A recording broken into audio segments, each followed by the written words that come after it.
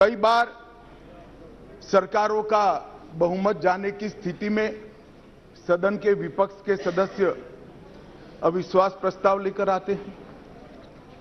कई बार बड़े जन आंदोलन के समय प्रजा की भावना को प्रतिबिंबित करने के लिए अविश्वास के प्रस्ताव लेकर आते हैं।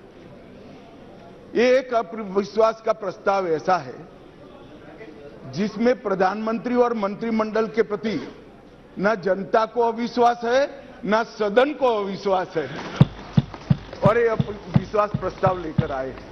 माननीय अध्यक्ष जी, इसका उद्देश्य क्या है?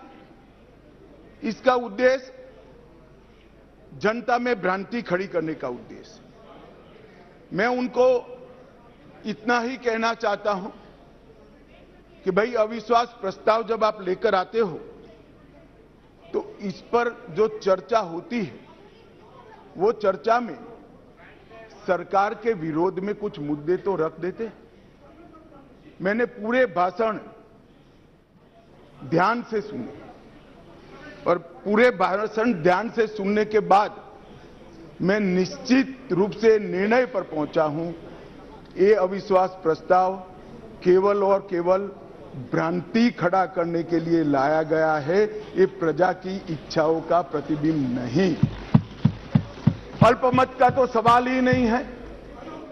अल्पमत का सवाल इसलिए नहीं है क्योंकि जब तक जो अविश्वास के प्रस्ताव के विरोध में बोले हैं और जो समर्थन सदन का दिखाई पड़ा है, मतदान होगा तब होगा जो कराएंगे तो, परंतु जो समर्थन दिखाई पड़ा है वो बताता है कि अल्पमत का सवाल नहीं है। और जनता में भी विश्वास है मान्यवर।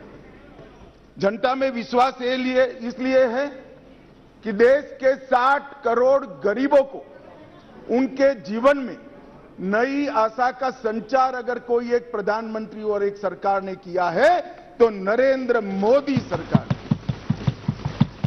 मान्यवर, मैं डिटेल बात बाद में करता हूं।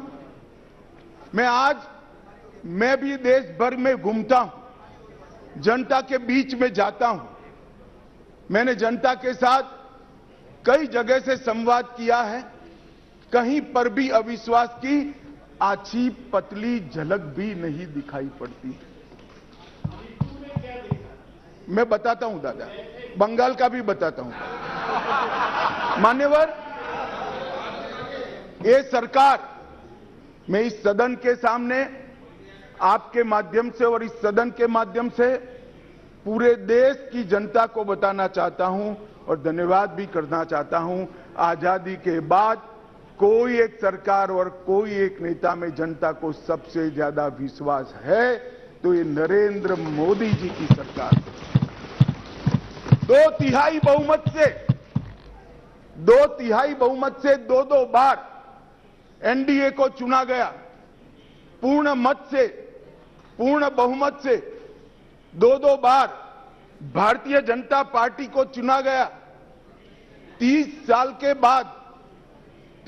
के बाद पहली बार पूर्ण बहुमत की स्थिर सरकार देने का काम ये देश की जनता ने लगातार 2 बार किया।